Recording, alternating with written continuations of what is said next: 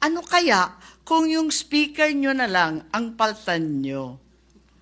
Kaya nyo yan.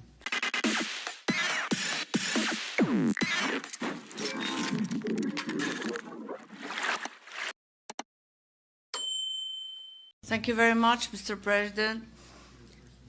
I vote a resounding yes.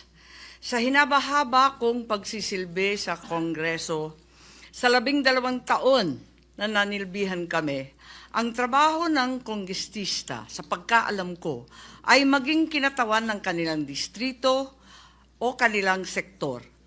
Bakit naman ngayon ay naging tagabantay na lamang sila ng humihiyaw na dambuhalang sanggol? Ginawa ng bonjing na armas ang impeachment.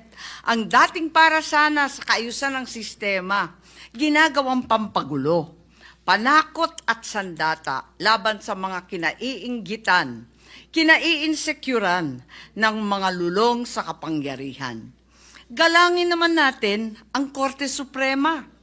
Huwag tayong umastang Supreme Court, Supremest pa. Wala namang ganun ah. Sa mga kapatid kong senador, paano tayo magiging dakilang mambabatas kung tayo mismo ay hindi susunod sa batas? Ang boses ng Korte Suprema ay boses ng konstitusyon.